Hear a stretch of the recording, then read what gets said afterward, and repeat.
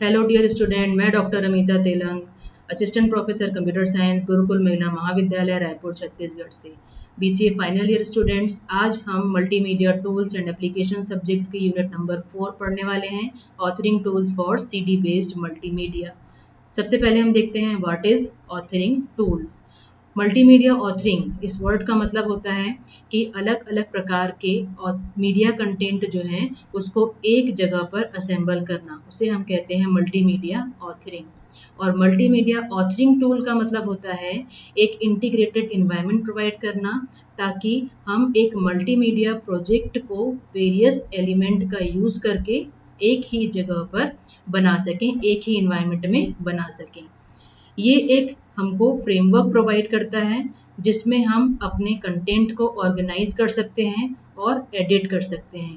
Developer के लिए ये एक चांस है कि वो एक इंटरैक्टिव प्रेजेंटेशन और एक बहुत ही अच्छा सा अट्रैक्टिव प्रोजेक्ट बना सकते हैं। अब कुछ की फैक्टर्स देखते हैं, हमें कौन सा मल्टीमीडिया ऑथरिंग टूल्स चाहिए या हम कौन सा मल्टीमीडिया ऑथरिंग टूल यूज़ करें। ये हमारी आवश्यकता पर निर्भर करता है कि हमें किस तरीके का मल्टीमीडिया प्रोजेक्ट बनाना है। बट कोई भी मल्टीमीडिया प्रोजेक्ट बनाने से पहले हमें मल्टीमीडिया ऑथरिंग टूल सेलेक्ट करना है, और उस टूल को सेलेक्ट करने से पहले हमें कुछ बातों का ध्यान रखना है। सबसे इम्पॉर्टेंट पहली बात, एडिटिंग फीचर, कि हम जो भी टूल चूज कर रहे हैं उसमें मल्टीमीडिया को क्रिएट, एडिट और ट्रांसफॉर्म, ये तीनों चीज़ें एक जगह पर करने की फैसिलिटी दी गई है या नहीं है। फॉर एग्जाम्पल मैक्रोमीडिया, जब हम बोलते हैं मैक्रोमीडिया फ्लैश, तो मैक्रोमीडिया फ्लैश जो होता है इसमें खुद का साउंड एडिटर होता है। इसका फ़ायदा ये है कि हमको अलग से साउंड एडिटिंग करने के लिए कोई भी दूसरा सॉफ्टवेयर यूज़ करने की ज़रूरत यहाँ पर नहीं पड़ेगी। सेकेंड, जो भी हम टूल लें उसमें ऑर्गेनाइजिंग फीचर होना चाहिए, means the process of organisation, design and production of multimedia. Okay, यहाँ पर हम ऑर्गेनाइज करने के लिए नेविगेशन डायग्राम और स्टोरी बोर्डिंग तथा फ्लो चार्टिंग का यूज़ कर सकते हैं। विजुअल फ्लो चार्टिंग का यूज़ करके हम अपने पूरे प्रोजेक्ट का स्ट्रक्चर शो कर सकते हैं, और नेविगेशनल डायग्राम का यूज़ करके हम अपने पूरे प्रोजेक्ट को ऑर्गेनाइज कर सकते हैं। Next, visual programming with icons and object, ये यहाँ पर प्रोवाइड होना चाहिए। जैसे कि अगर हमको साउंड प्ले करना है तो हमें सिर्फ एक बटन क्लिक करना है और साउंड प्ले हो जाए। मीन्स हम शॉर्टकट्स दें आइकॉन्स के फॉर्मेट में, जिससे हमारा जो टास्क है वो ईजी हो जाए। स्क्रिप्टिंग लैंग्वेज ये ज़रूर सपोर्टेड होना चाहिए। Scripting language offer the ability to write script for software to build features that are not supported by the software itself। कभी कभी जो सॉफ्टवेयर दिए जाते हैं उसमें कुछ फीचर सपोर्ट नहीं होते हैं, तो स्क्रिप्टिंग लैंग्वेज या स्क्रिप्टिंग प्रोग्रामिंग करके हम उस पर्टिकुलर जो फीचर जो हमारे प्रोजेक्ट हमारे सॉफ्टवेयर में नहीं सपोर्टेड है उसको हम ला सकते हैं। डॉक्यूमेंट डेवलपमेंट टूल, इसका यूज़ करते हैं हम ताकि प्री फॉर्मेटेड डॉक्यूमेंट को हम इम्पोर्ट कर सकें। इंटरएक्टिविटी फैसिलिटी, ये बहुत ज़रूरी है एंड यूज़र के लिए, ताकि वो प्रोजेक्ट के इंफॉर्मेशन के फ्लो को और कंटेंट को कंट्रोल कर सके। Simple branching and conditional branching, ये दो चीज़ें हैं जिसका यूज़ करके हम प्रोजेक्ट के एक फेज से दूसरे फेज में जंप कर सकते हैं। प्लेबैक फीचर बहुत इंपॉर्टेंट है, क्योंकि हम कंटिन्यूसली जो एलिमेंट्स है उसको असेंबल कर रहे हैं और हमको उन्हें देखना भी है कि असेंबली के बाद में वो कैसे लिखेंगे, कैसे दिखेंगे और कैसे उनका परफॉर्मेंस होगा। तो उसके लिए प्लेबैक फीचर ज़रूर होना चाहिए। CD ROM, ये फैसिलिटी सपोर्टेड होना चाहिए ताकि हम इंपोर्ट कर सकें मटेरियल को और अपने बनाए गए मटेरियल को एक्सपोर्ट भी कर सकें।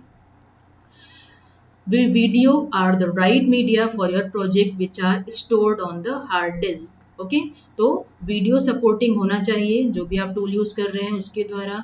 हाइपर टेक्स्ट, इसका यूज़ होना चाहिए। Help system of window is an example of hyper text. जैसे कि विंडो का हेल्प सिस्टम होता है, आपने देखा होगा, उस हेल्प सिस्टम में जो कंटेंट है वो ह्यूज अमाउंट में होता है, बट आपको सारा कंटेंट एक बार में एक्सप्लोर नहीं करना, आपको सिर्फ उसका कुछ पार्ट देखना है। तो आपको जस्ट जो भी उसका कीवर्ड होता है वहां पर आपको क्लिक करना है, तो वो पूरा का पूरा आपको एक साथ दिखा देगा कंटेंट, और जो भी आपको हेल्प चाहिए वो वहां पर आपको दिख जाएगी। क्रॉस प्लेटफॉर्म कैपेबिलिटी, ये प्रोवाइडेड होना चाहिए, क्योंकि हम अलग अलग यूजर्स हैं जो अलग अलग टाइप के ऑपरेटिंग सिस्टम प्लेटफॉर्म्स का यूज़ करते हैं। तो हम जो भी प्रोजेक्ट बना रहे हैं वो मल्टीपल प्लेटफॉर्म पे रन हो सके, इस चीज़ को हमें ध्यान में रखना है। रन टाइम प्लेयर सपोर्टेड होना चाहिए, क्योंकि जब हम प्रोजेक्ट डिस्ट्रीब्यूशन करते हैं तो उस टाइम पे हमारा जो प्रोजेक्ट है वो सक्सेसफुली रन होना चाहिए और जो भी हमारे कस्टमर हैं उनको कोई प्रॉब्लम ना हो, तो इसके लिए रन टाइम प्लेयर सपोर्ट होना चाहिए। और सबसे इम्पॉर्टेंट और सबसे बेसिक नीड आज की जनरेशन के लिए वो है इंटरनेट प्लेबिलिटी। जो भी हमने प्रोजेक्ट बनाया है वो इंटरनेट पे सक्सेसफुली प्ले होना चाहिए, मतलब हमारे जो भी आउटपुट हैं वो इस तरीके से कन्वर्ट कर सके, हमारा जो मल्टीमीडिया ऑथरिंग टूल है वो हमारे आउटपुट को या हमारे प्रोजेक्ट को इस तरीके से कन्वर्ट कर सके कि वो इंटरनेट पे भी इजीली रन हो सके। Now we will see type of multimedia authoring tools. First, card or page-based authoring tool. Second, icon-based or event-driven authoring tool. Third one, time-based authoring tools. And fourth one is object-oriented authoring tool. Card और page based authoring tool में हमारे जो elements होते हैं वो book या card के format में अरेंज्ड रहते हैं। ऐसे ही थाउजेंड्स ऑफ पेजेस और कार्ड्स अवेलेबल होते हैं। और इस ऑथरिंग टूल का बेस्ट यूज तब है जब हमारे पास बल्क ऑफ कंटेंट है, तो उसको हमें हर एक कंटेंट को यदि इंडिविजुअली देखना है तो हम कार्ड और पेज बेस्ड ऑथरिंग टूल का यूज़ करें। इसके एक और फ़ायदा है कि इसमें हम पेज टू पेज जंप कर सकते हैं और इसमें जो पेजेस हैं वो सीक्वेंशियल मैनर में अरेंज रहते हैं और हम चाहें तो एक पेज को दूसरे पेज के साथ में हाइपर लिंकिंग कर सकते हैं। इसके एडवांटेज देख सकते हैं। It is easy to understand, one screen is equal to one card और one page, easy to use and these tools provide template, short development time. Disadvantage, some run only in one platform, tools not as powerful as equivalent standalone. Example देख सकते हैं। Hyper card इस तरीके से दिखाई देता है, ये मैक ऑपरेटिंग सिस्टम में यूज होता है ये टूल। इसमें देखिए अलग अलग फंक्शन को परफॉर्म करने के लिए अलग अलग कार्ड बने हुए हैं। नेक्स्ट है tool book, Windows operating system में यूज कर सकते हैं इस सॉफ्टवेयर को। इस तरीके से इसका इंटरफेस दिखाई देता है। पावर पॉइंट, इस इंटरफेस ऐसा दिखाई देता है। नॉर्मली हम इसका यूज़ प्रेजेंटेशन बनाने में कर सकते हैं, but now a days power point is very useful for creating animation and other kind of multimedia projects. Super card, इसका यूज़ हम मैक ऑपरेटिंग सिस्टम में करते हैं, ये भी आपका पेज बेस्ड में आएगा। नेक्स्ट इज आइकॉन बेस्ड और event driven authoring tool. Icon based जो टूल्स होते हैं ये विजुअल प्रोग्रामिंग अप्रोच आपको प्रोवाइड करते हैं। आइकॉन्स बेस्ड जो ऑपरेटिंग सिस्टम्स हम सभी यूज़ करते हैं तो ये इजी टू यूज़ भी हैं, क्योंकि इसमें हम आइकॉन्स को ड्रैग एंड ड्रॉप कर सकते हैं, अप्रोप्रिएट आइकॉन्स को जो भी हमको रिक्वायरमेंट है उसको लाइब्रेरी से, और हर एक आइकॉन एक स्पेसिफिक टास्क जो है वो परफॉर्म करता है। When the structure is built, you can add your content, text, graphics, animation, video, movies and clips। तो जब भी हमारा स्ट्रक्चर पूरे तरीके से रेडी हो जाएगा तो हम उसमें अपना text, graphics, animation, video, movie और साउंड ऐड कर सकते हैं। जैसे कि सपोज हमको कोई क्विज तैयार करना है, क्विज का कोई प्रोजेक्ट बनाना है, तो उसके लिए ये जो हमारा आइकॉन बेस्ड या इवेंट ड्रिवन ऑथरिंग टूल है ये बहुत ज़्यादा यूजफुल होने वाला है।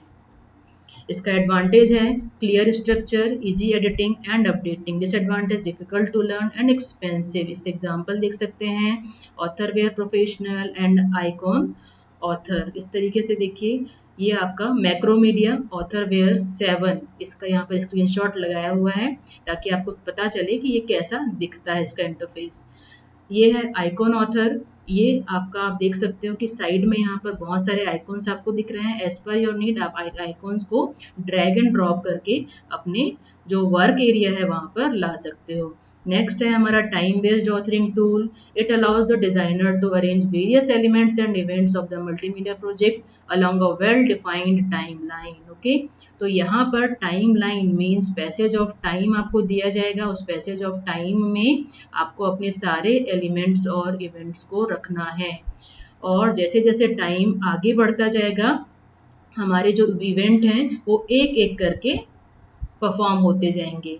इवेंट जो होते हैं उसमें मीडिया फाइल्स भी हो सकती हैं और वो मीडिया फाइल जो है वो उस टाइमलाइन में प्लेबैक होती जाएगी। जो स्पीड होती है इन मीडिया फाइल्स को प्ले करने की, उसको आप कंट्रोल कर सकते हो टाइमलाइन में किस तरीके से वो कंट्रोल होगा। तो इसका बेस्ट यूज़ तब होता है जब हमारे पास में बिगिनिंग से लेके एंड तक हमारे पास एक टाइम हमको पता है, और उस टाइम पे हमको एक पर्टिकुलर इवेंट को शो करना है, या हमको एक पर्टिकुलर प्रोजेक्ट को शो करना है। फॉर एग्जांपल मूवी, जब हम मूवी देखने जाते हैं तो 3 आवर्स की मूवी होती है, उसमें डायरेक्टर ने जैसा डायरेक्ट किया है मूवी को, आप उस पूरे 3 आवर में सारे इवेंट एक एक करके आप उस मूवी में देखते हैं। बिल्कुल वैसे ही है ये, हम टाइम बेस्ड ऑथरिंग टूल का यूज़ करके एक टाइमलाइन में इवेंट्स को रखेंगे, और वो इवेंट एक एक करके जैसे जैसे टाइम आगे बढ़ता जाएगा वो इवेंट एक एक करके फायर होते जाएंगे। इसका एडवांटेज देख सकते हैं, good for creating animation, branching, user control, interactivity, facilities. Disadvantage है expensive, large file size and steep learning. इसका एग्जांपल है Macromedia's director and Macromedia's flash. Flash player normally practical में हम करेंगे, इसके बारे में आगे देखेंगे कि फ्लैश प्लेयर जो है इसके द्वारा हम अट्रैक्टिव प्रोजेक्ट बना सकते हैं। इसका लेआउट देख सकते हैं, इंटरफेस ऐसा दिखता है, मेन्यूज होते हैं, इसमें भी टाइमलाइन दिया हुआ है, देखिए यहाँ पर ऊपर दिख रहा होगा टाइमलाइन। टाइमलाइन जो है वो टाइम को शो कर रहा है कि आपको कितने टाइम लिमिट का प्रोजेक्ट बनाना है, और हर टाइम लिमिट जैसे जैसे आगे बढ़ते जाएगी कैसे कैसे आपके प्रोजेक्ट के इवेंट जो है वो फायर होते जाएंगे। ऑब्जेक्ट ओरिएंटेड ऑथरिंग टूल्स होता है फोर्थ कैटेगरी। इसका यूज करके जो हमारा इन्वायरमेंट है वो यहाँ पर ऑब्जेक्ट के बेस पे जो इन्वायरमेंट है वो सपोर्ट करता है।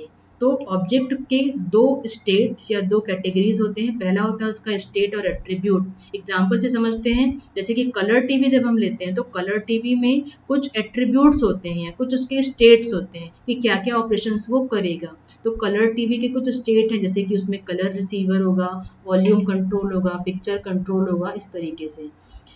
सेकंड इसका कैरेक्टरिस्टिक होता है वो है बिहेवियर या उसका ऑपरेशन। जैसे कि कलर टीवी में क्या क्या ऑपरेशंस होंगे, हम उसको स्विच ऑन कर सकते हैं, स्विच ऑफ कर सकते हैं, उसमें हम वीसीआर कनेक्ट कर सकते हैं, डीवीडी कनेक्ट कर सकते हैं, पेन ड्राइव कनेक्ट कर सकते हैं, ट्रांसमीटर कनेक्ट कर सकते हैं। ये इसके वेरियस ऑपरेशंस हैं। इसके अलावा क्योंकि ये ऑब्जेक्ट ओरिएंटेड है तो इसमें जो चीज़ें हैं वो ऑब्जेक्ट बेस्ड होंगी। तो रियल लाइफ ऑब्जेक्ट, जैसा कि हम जानते हैं कि हम इसमें यहाँ पर रियल लाइफ ऑब्जेक्ट का भी यूज़ कर सकते हैं, और जो मल्टीमीडिया एलिमेंट्स होंगे वो पेरेंट चाइल्ड रिलेशनशिप में होंगे, और जो भी ऑब्जेक्ट हम यूज़ करने वाले हैं वो मैसेज पास के थ्रू एक दूसरे से क्या कर सकते हैं, कम्युनिकेट कर सकते हैं, है ना। जैसे कि वीडियो ऑब्जेक्ट जब हम लेते हैं तो वीडियो ऑब्जेक्ट उसमें एक ड्यूरेशन प्रॉपर्टी होती है, मतलब वो वीडियो कितनी देर का है। उसके अलावा उसमें प्ले की प्रॉपर्टी होगी, उसमें स्टॉप की प्रॉपर्टी होगी। ओके, तो अलग अलग ऑब्जेक्ट हैं, उसकी अलग अलग प्रॉपर्टी हैं। एज पर नीड हम अपने ऑब्जेक्ट और उसकी प्रॉपर्टीज को सेट कर सकते हैं। एम्ट्रोपॉलिश, Apple media tool, sound forge, ये कुछ एग्जाम्पल हैं ऑब्जेक्ट ओरिएंटेड ऑथरिंग टूल्स के। इसमें से साउंड फोर्ज एक बहुत ही पावरफुल साउंड एडिटिंग टूल होता है, जिसका यूज करके हम अलग अलग तरीके के साउंड इफेक्ट को डाल सकते हैं, अलग अलग तरीके से साउंड की एडिटिंग कर सकते हैं। You must try this particular tool. So it's enough for today's class. Next class we will see continuously fourth chapter. Now keep study and thank you.